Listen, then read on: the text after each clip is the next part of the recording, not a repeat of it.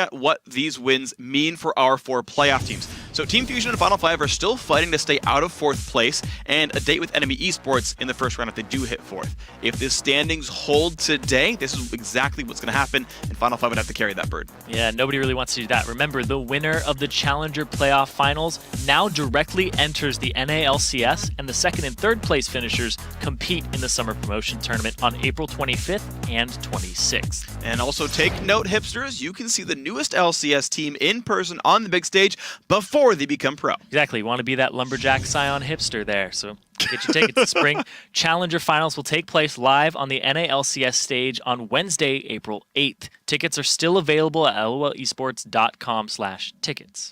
Now, we are only moments away from the rematch of NME eSports and Final 5. Here's what happened last night when these two teams traded blows. And both them came out, but this is the big thing, is you left Nidalee up for Inox. It's the first time he's gotten that champion. It doesn't really fit that comp, though. This is a forward motion composition that has Inox for poking people off, but you can work with it with throwing spears when you're at an objective and threatening the engage if one lands. Yeah, meanwhile, on the other side for Final 5, they have kind of a Juggernaut composition, and Impaler on Rengar doesn't really make sense with it, but they got 2 supports and a Kog'Maw. Gnar as a front line, that's fine. You just want to keep people off the Kog'Maw. Yeah. Problem is, when they play the game, it doesn't work out that way for Final 5. They actually end up prioritizing the wrong lanes. We're going to ourselves into the game and see what happens as we get ourselves through the match. It starts off really with Rux doing very well on top lane against Flares. Hits level 6, goes right in for it. Yeah, immediately. But Flares actually gets that E off, so he stops the fact that Rux can immediately R him into the wall for just that extra second. Yeah, but the problem is, bottom lane's already been losing. He's down 50 CS, Veritas, and gets just exploded. Notice the scoreline, by the way. A 2-1-1 Gnar. All the ganks top lane for Final 5. No pressure bot lane for them. Yeah. Veritas suffering for it. 3-1-1 right now. Look at that. Impaler misses the bola onto Inox, and he's able to flash away. And they continue focusing down body drop with all of their might. The thing is, that would normally work, and Rux is now really big, but the problem is he didn't peel Flares. The front line isn't getting rid of the threats, and just the Hecarim dive bombing the back line, gets rid of the only threat on the composition. No wonder the team fight fails. Here, 100 CS down on Kog'Maw. This fight would have been good for Final 5. Yeah, and you can see there, they try to get on Inox. He's almost dead, but they immediately take out Rux, the member who they put so many resources into. And Veritas is left here, 1-3-2, 100 CS down, and he's struggling to do anything. And look at that. All the ganks don't mean anything at the end of the day, because the Hecarim ends up outscaling and solo killing the Gnar. So easy 4-on-4 in the bot lane now. Just the hardcore dive engage Lulu. Knockup matters a little bit. Like, Veritas isn't dying, but he just, again, doesn't deal any damage anymore. He's now down 110 CS, 1-3-2. Just Final 5 unable to get Veritas and Kog'Maw started, and the game ends very similarly. Yeah, and they put a lot of eggs into that basket of Rux in the top lane when it's to protect the Kog'Maw composition, like we said. And NME played that perfectly with kind of just letting Flares do his own thing. He's getting camped, but then he just split pushes all game and shows up to the fights and gets his ultimate onto the back line, immediately negating the Kog'Maw threat. Yeah, so you can see 3 big storylines we want to mention for this game. Flares on Hecarim, despite being camped, started the game, I think, like 1-3 overall. Yep. Still a good scoreline, still a lot of gold. Inox gets Nidalee, immaculate, highest KDA for any player who's played more than 1 game in the Challenger Series overall. That Veritas Kog'Maw, 3,000 gold down, and some of the big force of the enemy team just doesn't get damage output on that champion. Yeah, and when you are the main focus, you're kind of the protect the Kog'Maw, you need a lot of resources funneled into you. It's like camping for a Lulu and protect the Kog'Maw. It's not going to help you out. His shield will be a little stronger, but you need that damage because he's almost the sole damage source on the team. Yeah, and that was the problem. The team lost the 2-on-2 lane, generally speaking, and they never really recovered from there. So one thing to point out, I guess, with that is the fact that this Final 5 team swapped their roster around last week. They brought Sheep in as support. They brought Impaler into the jungle. So far, this has not worked well for that team. They are 0-3 on this new lineup, and their final game of the regular season is going to be right now. As we get ourselves into this match for today, we actually want to watch the jungler specifically. It is Trashy for NME eSports and Impaler on Final 5. Yep, 2 Europeans. Yep. In this matchup, around the same KDA, but you can see Trashy, he's been around a little longer, so his are a little inflated, but this guy applies so much pressure. He's back. He was only gone for 1 game. Yep. Went back to Europe, got his visa so quickly, and he's ready to roll. This is a very scary jungler, and he's regarded as the best jungler in the Challenger Series for a reason. Meanwhile, Impaler just having not the best start to the season overall. 4 deaths in 3 games. We're going to see his 4th game here. Like, his scoreline looks fine. Yeah. And actually, when you see them play games, especially if you watch last week's games, Final 5 looks pretty good. They're winning up until 25 minutes. Problem is, they just don't seem to find a way to be able to play the mid game very well. They've had some really bad Baron calls over and over again. It seems like Coast hasn't left Impaler entirely. And it's just kind of heartbreaking to watch Final 5's sort of last 2 games this split. Yeah, and you were talking about how he's lost 3 games, but the fact that he's only died 4 times in 3 losses. 3 losses is extremely incredible, but it also speaks to the late game shot calling on that team. And it's kind of reminiscent of how Coast was at the start of their season. Yeah, well, we'll see what happens now at the very end for Final 5. If they want to get out of that 4th place spot, they got to win here, and they need Fusion to lose their game later tonight. That is a chance for Final 5. If they lose otherwise, 4th place, guaranteed to face a team that they're... Like, here's the thing. If Final 5 loses here, they just face NME eSports again in the playoffs. Yes. And if they just 0-2 to them, they're probably going to do it again. And so this is kind of partially for a morale boost and partially maybe for just a move up in the standings to not face these guys again. Final 5 needs this game. Yeah, also, these games are going to be very important if you do face that team again, to get as much out of them as you possibly can. Like, you didn't ban in Italy the first time. You're like, okay, we have to remedy that mistake. Ban that the next time. Now what is Inox going to play? Because Victor is disabled right now. It's 5-5. Bard is enabled. Victor is disabled.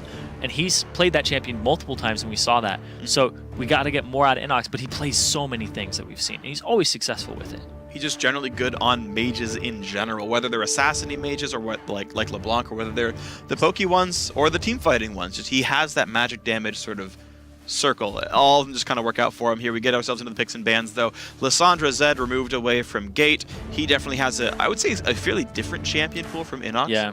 But I don't want to see Final 5 play Protect the Cog again, certainly. No, that did not work out for them. I know Veritas is a really good player. Yeah. He's up there near... Actually, Flares hit #1 challenger last night. Oh, nice. The other day. Overtook Veritas, overtook Double Lift. He's like, I'm #1, baby, as a top laner. Yeah. So he's carrying his team all over the place. And that's what I like to see, is when somebody plays that type of style and he's not kind of funneled into playing something else, right? This guy plays the Aurelia. He's gotten the Scion. He's gotten the Rumble. He's also gotten with Hecarim, bunch of Hecarims, multiple times. Yeah, a bunch of Hecarims I like. Flare's like, he'll start the game 1-4 and then just rampage people anyway.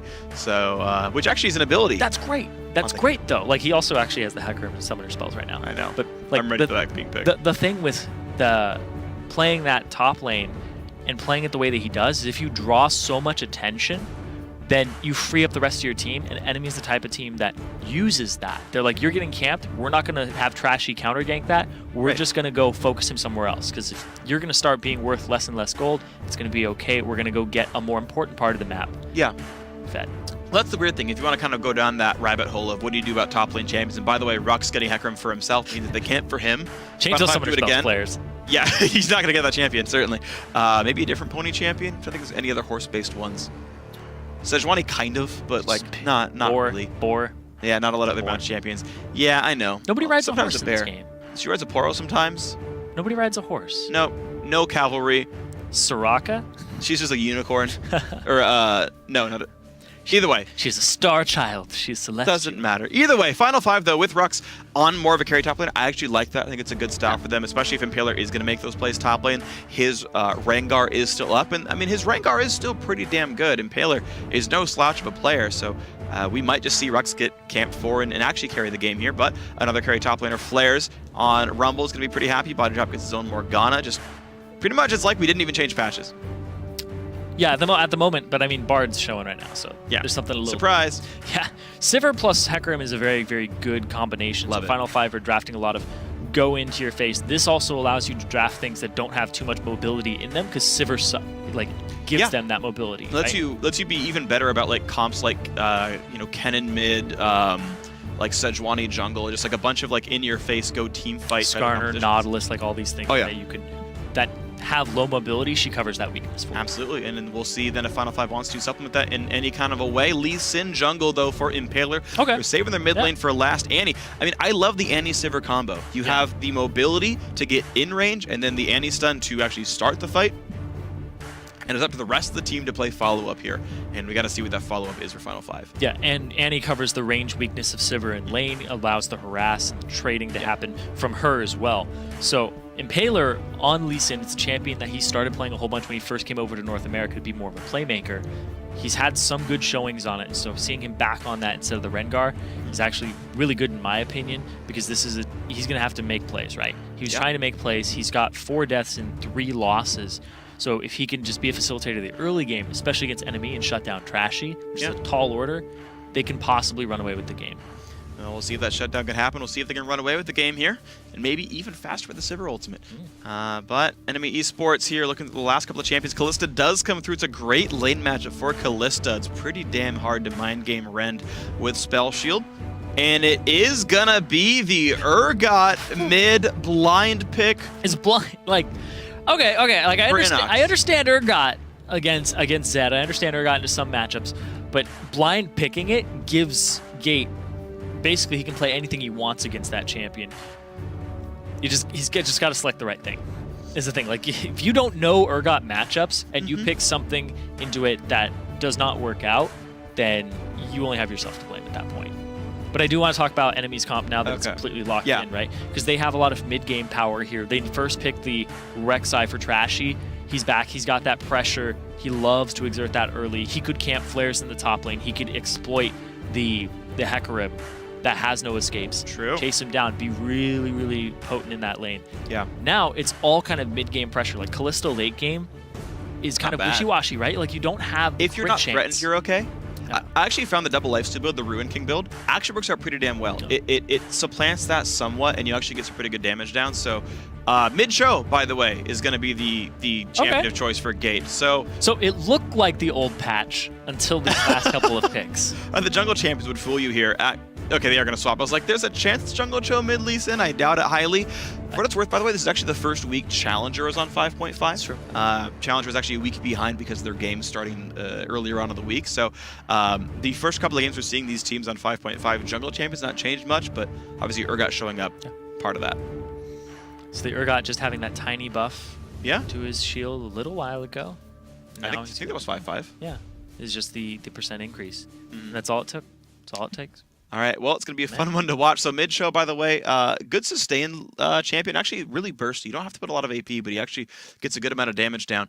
Anyway, it's going to be a fun one to watch. A lot of interesting champions. But to find out what other champions Challenger-level players are picking in the new patches, head over to lolesports.com and check out the article titled Rising from the Dead. I guess fitting we have Urgot in here. Yeah, that's true. And, this article, it's all about what champs have risen from the grave since the 5.5 patch. Now, Nintendo, he claims that one returning champion now has the most devastating long-range ultimate in the game. And find out who he's talking about at lolesports.com. Spoiler alert, that ult's actually nerfed in 5.6. Only if you're bad at landing it. So it got nerfed for you. Yes. That's unfortunate. Anyway, guys, getting ourselves into the game very soon. Urgot mid versus Cho mid, going to be a fun one to watch overall.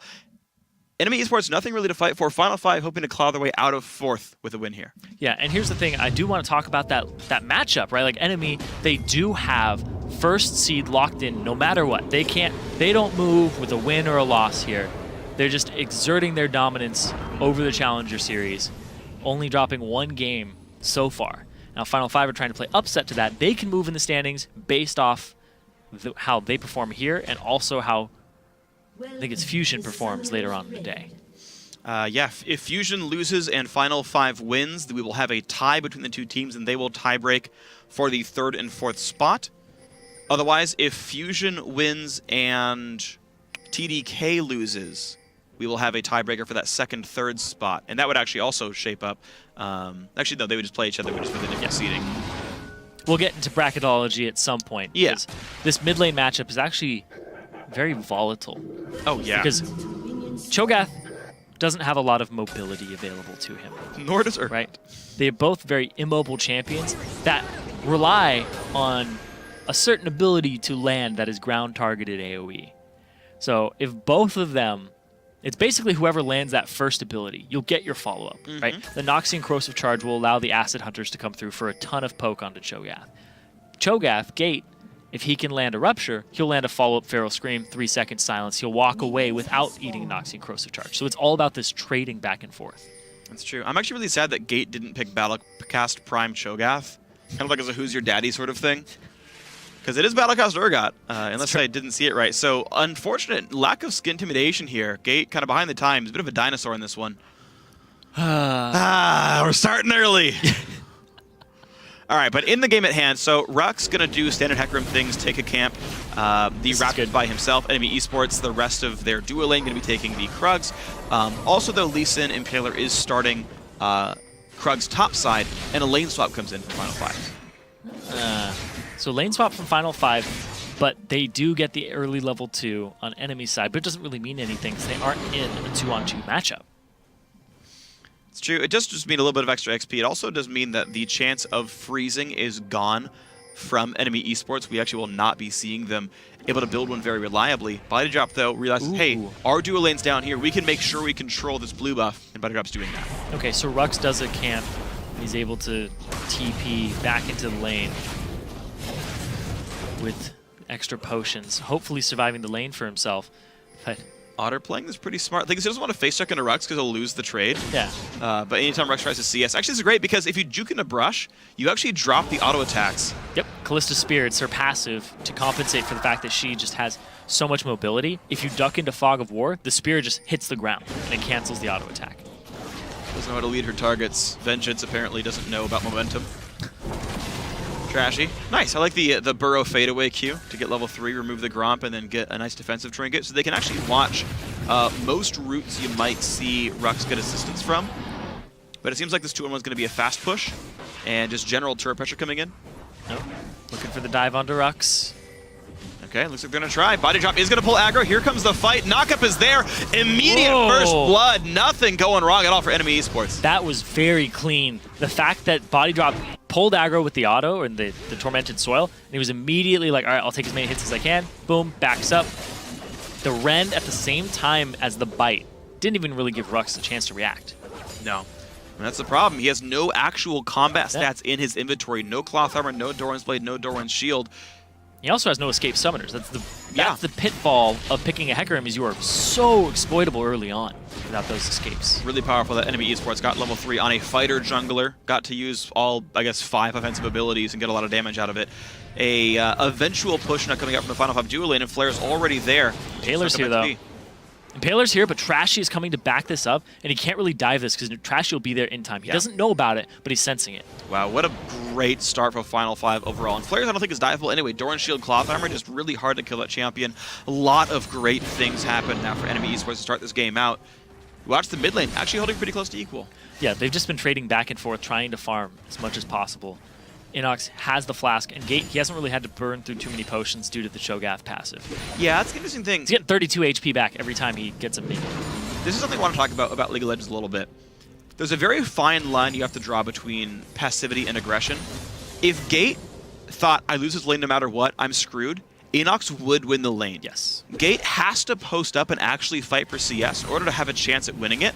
But it means he has to balance, can I be one-shot here? If the answer is no, he has to stay and actually sustain in the lane. You notice that Inox is respecting that sustain, respecting the way Gate's playing the lane, and doesn't burn his mana pool on futile damage.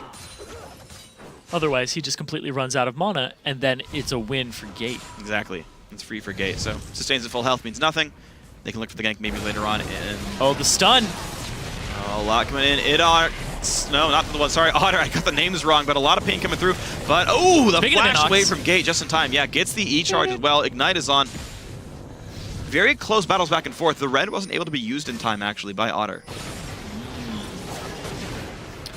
So a lot of aggression for both junglers, just trying to make early game moves, because that's what this is going to be about, is who gets that early game advantage.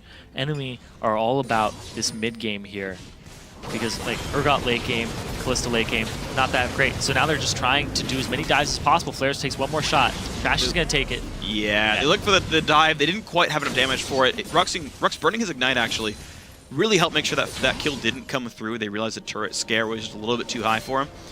One thing to keep in mind also, as Hecarim gains levels, that W, you heal for percentage of damage that your enemies take. You don't have to deal the damage. Yeah. So if they're turret diving you and the turret's doing like 100-something damage a second, you're healing for a percentage of the damage your turret's dealing back to them. So Hecarim, once he gets a little bit tanky, can be deceptively hard to dive because he'll heal so darn much more than other champions. It's from any source. Yeah. The way that it is worded. So if Baron's hitting him, if Turret's hitting him, Fountain Laser probably counts too. I just imagine like diving a Hecarim under his fountain and he just like heals to full. Speaking of diving a Hecarim, doesn't even have to be under the fountain. Oh, and the E timed out. No way he gets away from this one. There's the knockup, and they try to give it to Flares. He's already overheated. Auto attacks do like 170 damage. Not quite, but enough. And here's the thing, is you can camp this Rumble lane over the Hecarim because he has no escape. You're just going to keep getting this Rumble into the mid game even further, and that's beneficial. It's not like there's a Kog'Maw or a Hyper Carry on the other side of the map that's struggling.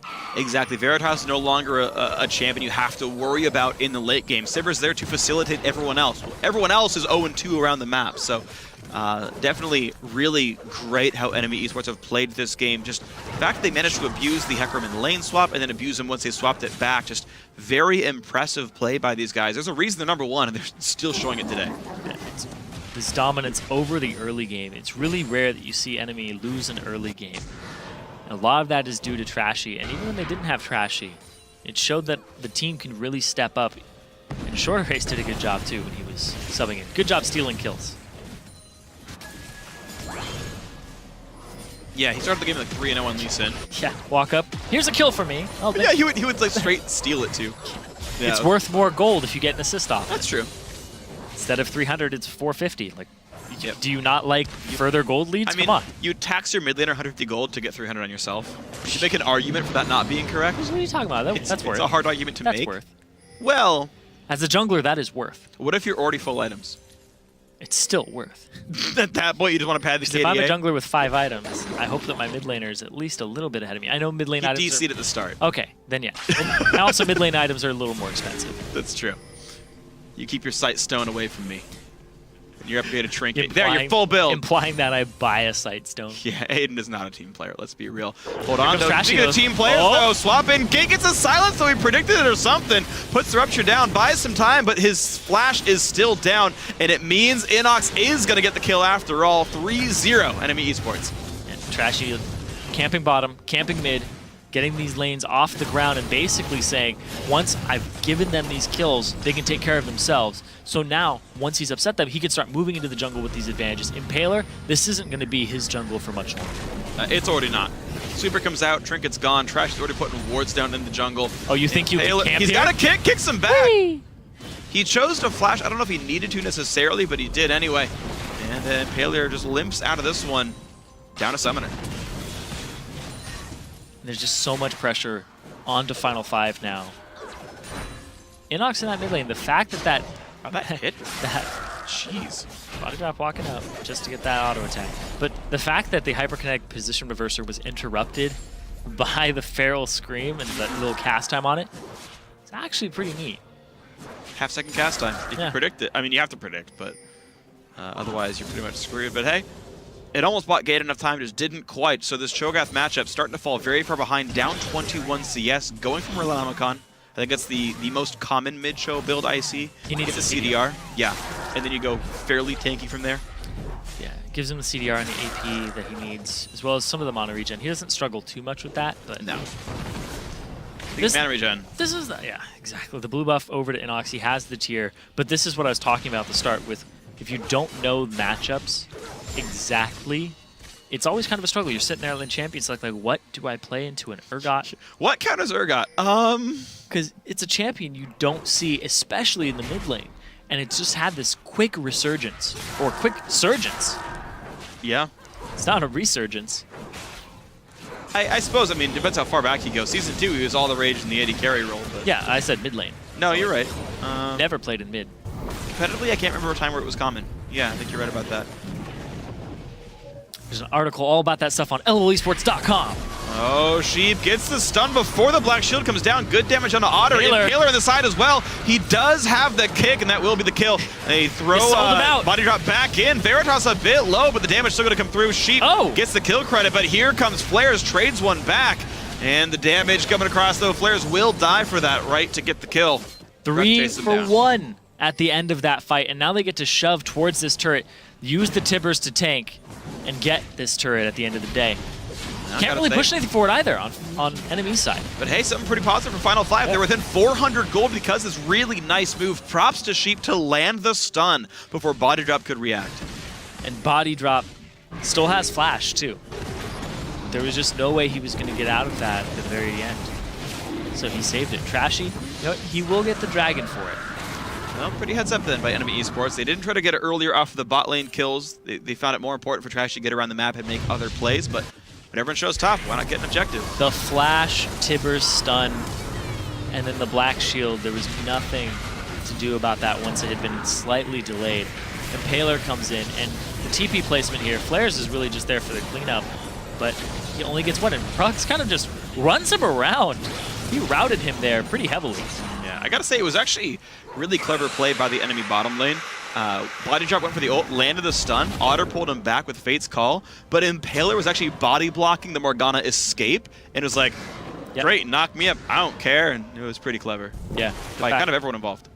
That's why he didn't blow his flash either. It was like, get out, save yourself. It's like, I can't. Nope.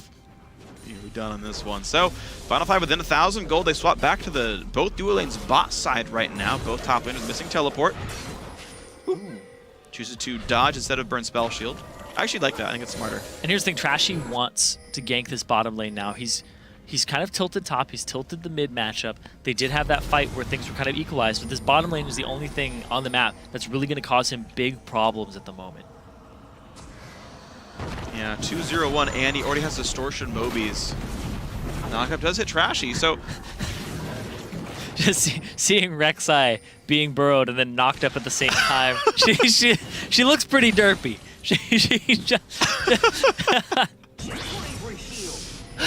Her hands are like at her sides. She's swimming. Yeah. Through the ground. Land shark. Through the air at that point. Unsurprisingly, doesn't swim very well in that. No wings on Rek'Sai. Air maneuverability a bit low. You think Anivia could just be like immune to rupture?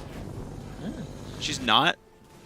I guess she's like a gliding bird. She's like minorly flightless. Just like a penguin? Penguin plus, yeah. Penguin plus? Yeah, because she's Was that like a new branding? She's actually she's actually, yes. For you Emperor Penguins out there, can't find clothes that fit. Penguin plus. But ooh, good play. He actually spotted that with just blind dark binding, gets the gold for it, says, hey, there's a Lee Sin in here. Check yourself. Flair's actually doing a pretty good job in the top lane. He's up 7 CS, really bullying around Rux. He's up 2 kills too. Well, I mean, yeah, like he's doing pretty well. He's got arm guard, Sork shoes, no combat stats really here for Rux right now. So forced back, and Flair's in a tilted, as you said, one-on-one lane, gets the turret kill. Forces Rux back. I was thinking about it. Sorry, you're talking about penguins. Yeah, I was talking about penguins. Sorry, my mind is just on that. Top lane turret going down, penguins. Penguins. But, so, the fact that he's tilted all these, I'm not going back to that. I was really waiting for it. I know, I saw your face. You were like, look at the penguins? But yes, no more about that. The top lane matchup, it's really just been in enemy's favor now because of the ganks, because of the camping early, and then they profit off of it and return the tower kill. So, Trashy, I expect to see him in this bottom lane fairly shortly, because this is the lane that Final 5 want to start leveraging. And he's a very intelligent player, and I think that that's going to be the plan coming from him, is that this is where they need to be. You're absolutely right. Pink ward in that brush, Bodied Up now on his second Dark Binding attempt, trying to spot that out. Oh, hardcore aggression mid, they kick him back in. A lot of pain coming through. Inox forced to flash away, but Impaler already gets traded on. Trashy saw that coming. Actually, no, he's trying to force it, just the counter guy didn't go well enough. And 1 for 0. Yeah, they pull down Hecarim from top. Up in the air! Whee! They get this turret too. Rux is showing up, but oh! That is a 2-man knockup and a 2-man fear and a 1-man silence, and Flares gets away anyway. Gate looking for more, but Body Drop on the wrong side of this one. Gets out safely. Gets a bit of a slow. Sheep. Tibbers has some damage. Trashy's off on the side though. Chasing this would be very deadly, but look at this. They're trying to get in there. Oh! Nice. That's a flash silence. It's just scream at him and he dies. Well, it's a better version of Scions. Yeah, that's true. At least this one like feels menacing. Scion just like feels so derpy. Everything's derpy today. Not penguins. Penguins are regal. Regal. That's why they are the Emperor Penguins. Darn. See?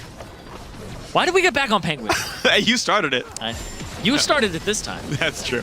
Either way, though, bottom lane turret's going to go down. Final 5. They are only down 2k gold. They're keeping themselves competitive here. Actually, mid lane going down as well. Really just great aftermath by these guys. Turret's now 3-2. Final 5 down in kills, down a little bit in farm, I gotta say.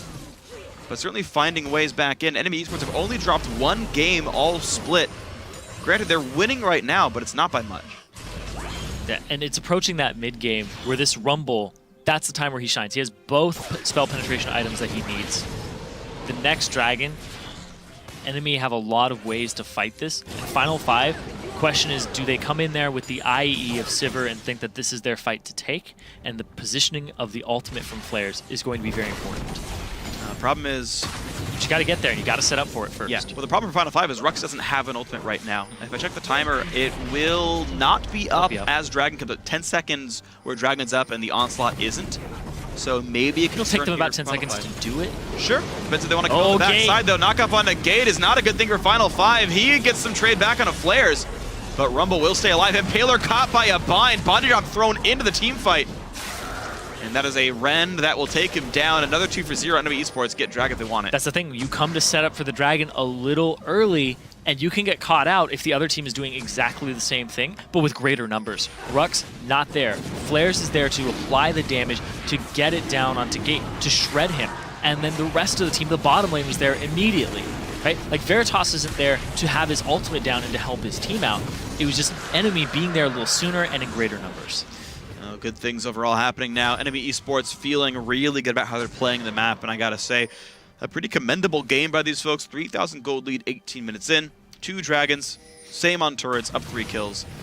Question is now, what's next for them? Because it's not like it's this crazy team fight comp necessarily. I feel like Engage is actually... Oh my god. Oh, wow. Yeah. The chunk on that is immense. I guess... Flair still has his ultimate. Does he want to luck it? Nope. He's not going to go to chance it. Apparently Fire super Oh, Trashy sees this, though. Trashy sees this. They know he's still there. He's there. Ulti comes in. Nicely spotted. Ulti out. The onslaught of Shadows. More like the offslaught of Shadows. And out goes Rux. You smiled. All right, it's good enough. My eyebrow twitched, too. Great. Even better. The offslaught of Shadows. Nope. All right, Gate noms the blue buff for himself. See, more mid laners should play Cho'Gath so that your jungler can't steal your buff away. Like, outsmite that. Outsmite Feast. I dare you. It's gonna be hard. I'll just play Nunu. Just time to consume smite. Yes. Great. I'm glad you're gonna play no skill shot champions, Aiden. Oh man, it suits really complimenting your skill set here. Yep. Man, that is a low cooldown feat. He just used that. Yeah, he did. He did. I mean, it is the Morellonomicon and the Ionian Boots of Lucidity, so that actually only has a 48-second cooldown on it. Yeah, and it's 24 when used on things. So you can actually feast once per wave with this build. It's true. Gotta say, pretty happy thing for him. Whee! Across the map goes Trashy. And here we go. Looks like bot lane is going to be the pressure point. Now, there are some defensive wards already here for Final 5. Veritas nowhere to be seen, but it means that bot lane is actually completely left open. By going for this red buff, they gave away control of the bottom lane. NME eSports spots that out very nicely. This turret's nearly dead. I think they can stay for it. Whee! And they can. Yeah, Trashy immediately just shows up just to apply some pressure, but it was really Otter and Body Drop who had done all the heavy lifting there. Just intimidation factor at that point. And now 5k gold just off of that one little fight, and then the fact that they were getting these turrets handed to them off of seeing the map movements with their ward placements. Well, this flank is going to be Final 5's hope to win it, but problem is he's seen by wards on the way over. Here's the Sivir ulti, the engage going to come in. Can they find anything? Flash Timber's going to get a little bit. Inox with Black Shield stays up. Kick on Body Drop. Hits 3. Inox incredibly low. Impaler hits the Q. Goes in. Somebody will keep them all alive. And Impaler will die to the Void Spike. It's a 3 for 0 in this fight. Final 5 are routed. It's 4 kills now as Flares picks up 1 more. And now, Baron, are they going to go Baron? Why not? Yeah, they ping the Baron out here. Inox is a little low, but it's still very doable by them with Callista. The Smite is not available for Final 5 either. It's a 4 for 0. It's Baron or mid-tier 2. They choose to go for Baron after all. I think it's the right choice here. NME eSports going to get the best objective they could have with this time on the map. And can he hit the Rend? Nope. Doesn't matter, though. The Andy's not going to steal it away. And that's NME surging off to a huge lead.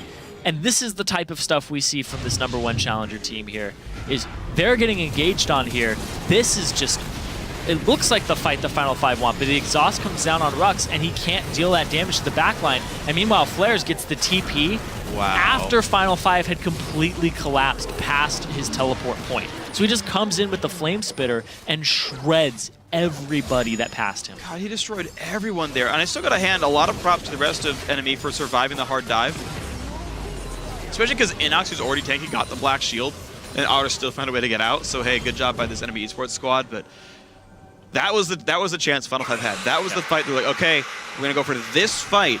If it fails, we probably lose. If it works, we got a real good chance here. It did fail. It's a 4 for 0. Baron picked up on the backside. Good objective call by NME eSports, but now very little Final Five can do in this game. Yeah, and a lot of this is off of those early game ganks onto Rux. Right, Flares got some of those kills. He got that gold going for him. Then he just dominated top lane, took that turret by himself. And 5-1 and 2, needlessly large Rod on top of his penetration items for the mid game and his Zhonya's Hourglass. This Rumble is absolutely huge in this game. And Flares, he hit #1 in solo queue and in challenger, and he's trying to show what can he do here. Well, he's going to equalize her in the 1v2 pop. The Zhonya is the Flame Spitter on the backside, but the kick into the wall. Oh god, he was close, but he does finally go down. Impaler and Rux able to find the 2 versus 1. Problem is, mid's getting sieged. The recall's going to take a little bit of time. The question is, will NME eSports stay in this impending 4v5? I think it's likely they don't. They can back out and get a little bit of ward control and wait for their top laner to respawn. And we talked about how there's so many playmakers on NME eSports, but Flares, when he gets camped, just like in their game that we saw yesterday, they use that to their advantage. They send 2 people top. Best possible scenario, 3v4 mid. So NME immediately push that advantage and get a turret for themselves. Now they're setting up for Dragon. But here's the thing, is Final Five already have vision of this area. They have pink wards around. They give up the Scuttler, but they're already in position. All right, 20 seconds on the Dragon. And you can see Rux actually staying in base. He wants to home guard TP. Final Five, the last fight was maybe a 70-30. This was more like an 80-20, but it's still their best chance of saying, look, we know where NME eSports is going to be. We've got the wards to make a flank play, but guess what? NME eSports not playing that game. They just go right back to mid, head in the game for these guys. Really impressive stuff. Mid lane very low. Yeah, if they're doing Dragon or threatening it, you just go mid. Wow. And you have the inside turn. Really smart for NME eSports, just making the play, realizing, hey, this got left open. Mid inhib turret down, mid inhib nearly falls. Otter might want to wait for Black Shield. He knows Flash Andy could happen here from Sheep. The inhib goes down without a contest, and now NME probably could just go right for Dragon. Right to it. And here's the thing, is this game is one of those games where it doesn't feel one-sided, but there's a 10k gold advantage at 24.5 minutes. Right? It's not like they're absolutely getting dominated. They're getting slowly but surely outmaneuvered across the map, and it's creating these piling on advantages for enemy. Yeah, I guess you're right. A kill score, at first I was confused, like why you're going for that, but a kill score 11-5, it's an advantage, but you don't, 11-5, you know, it's rough, but like, you could win that, right? Like Dragon 3-0, it's bad, but you could win that. The problem is, it's a farm lead in still every single lane, even in jungle. Unfortunately not for support, so buy to drop, pick up some CS, come on, buddy.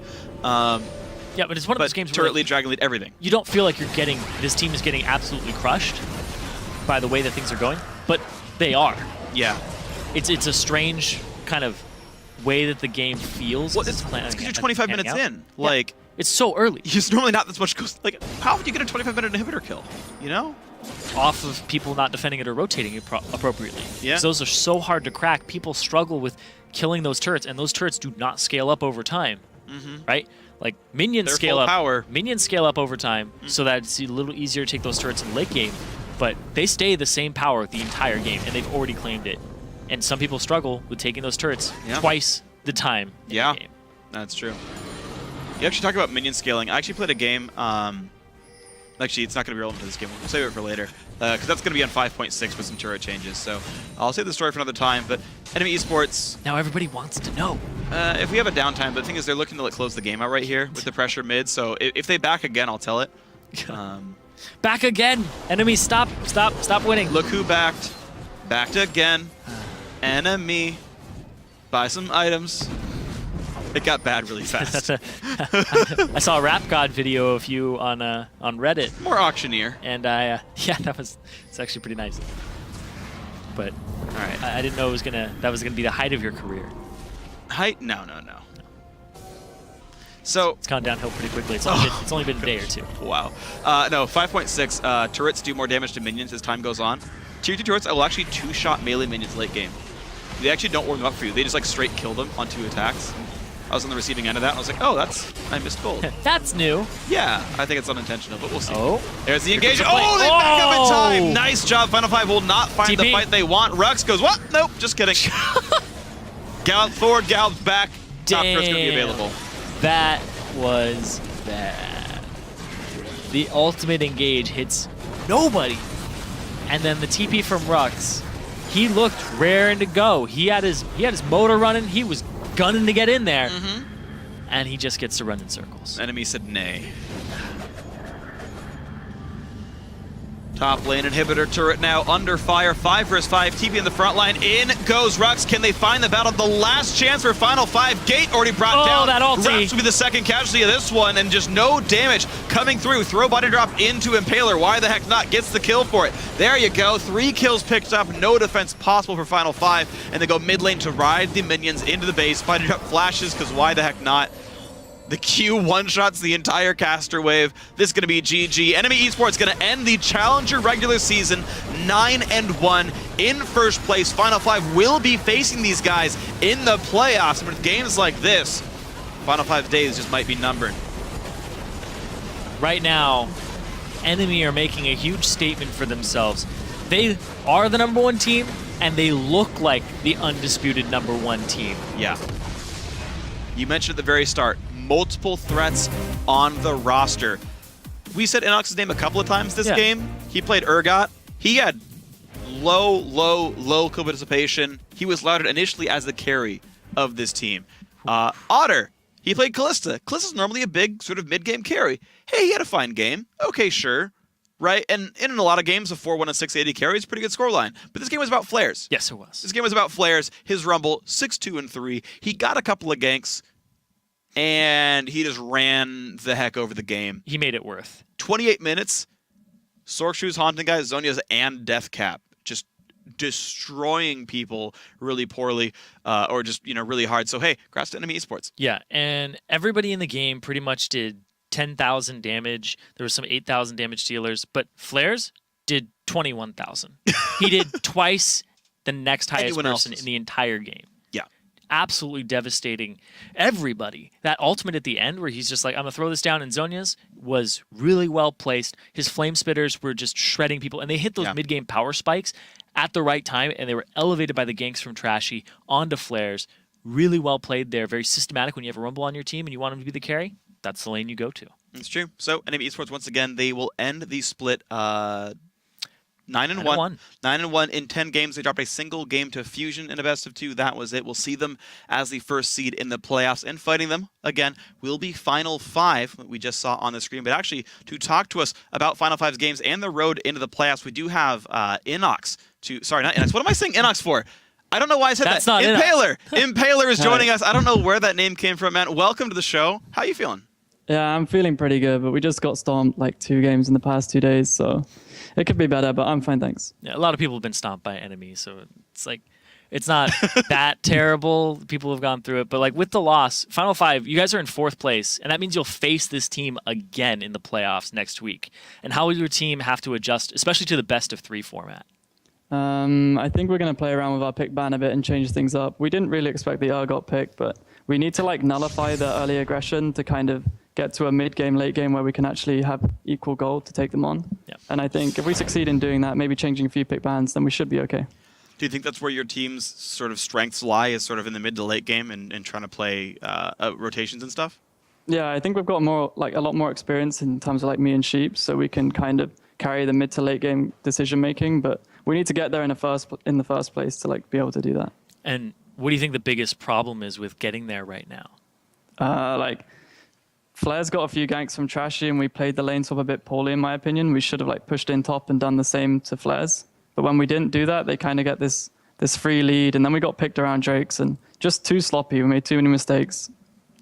All right, so a bit of a sloppy game, but hopefully you guys will have a much better road in the playoffs. So for both you and the guys at home, even if you do drop that quarterfinal matchup to NME eSports, you're still going to play in that 3rd, 4th place match. And if you win that match, you're still in the promotion tournament. So where do you guys see yourself playing in the playoffs and then potentially in the promotion tournament as well afterwards?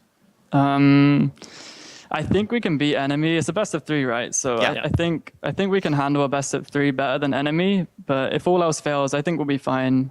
Just NME's clearly like the strongest team right now, so I'm not too ashamed of like losing to them. They all played really solid, but I think overall we'll be okay still going into the playoffs. That's right. I almost forgot. Happy birthday, by the way. Happy birthday. Thanks. Turning 20, I believe. Yeah, I'm 20 today. All right, well, man, happy birthday and good luck in the playoffs, and thank you for joining us for the interview. All right, thank you. All right, guys, well, we're going to take a quick break, but when we come back, it's going to be Moscow 5 legend Alex Ich, and he's going to return to the broadcast as he and the rest of TDK face off against CLG Black, and we'll show you how he absolutely crushed last night, right after this.